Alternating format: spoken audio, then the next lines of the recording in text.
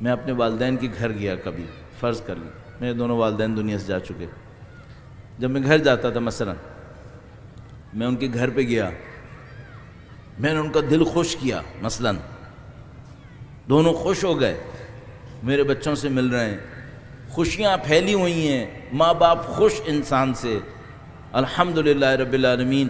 ظہر کا وقت آ گیا، اس حالت میں نے کھڑے ہو کے نماز پڑھی، نورانیت ہوگی یا تاریکی ہوگی؟ نورانیت ہوگی۔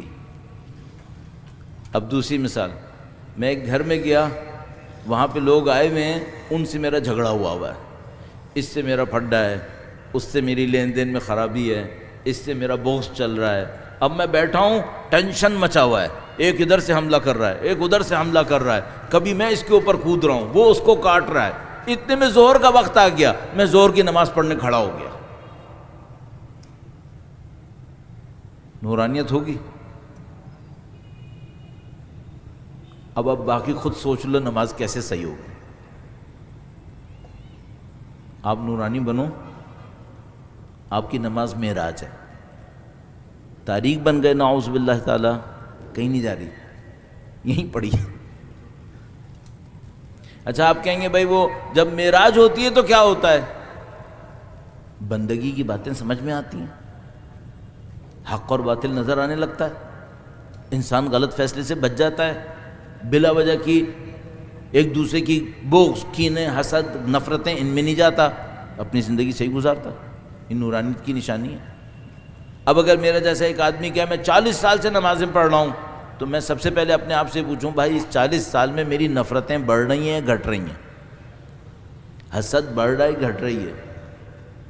مکاریاں بڑھ رہی ہیں گھٹ رہی ہیں؟ اگر یہ سب گھٹ رہی ہیں انشاءاللہ نماز قبول ہو رہی ہے، نورانیت بڑھ رہی ہے۔ نعوذ باللہ تعالی ان پہ کوئی اثر نہیں پڑ رہا، تو بھائی تمہاری نماز وہیں کی وہیں ہے، یہ کہیں نہیں جا رہی۔ اور اگر وہ دیکھے کہ جتنا میری عمر گزرتی جا رہی ہے اور میری عبادتیں ہوتی جا رہی ہیں، میرے اندر نفرتیں بڑھتی جا رہی ہیں، اس کا مطلب کیا ہے؟ یہ نماز نعوذ باللہ تعالی فرشتے میرے منہ پہ دے دے کے مار رہے ہیں، یہ اوپر نہیں جا رہی۔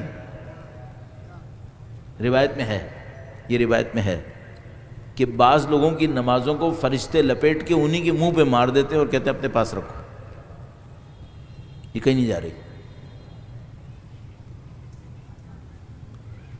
اب اس سے زیادہ اور خدا کا دین ہمیں کیسے سمجھائے؟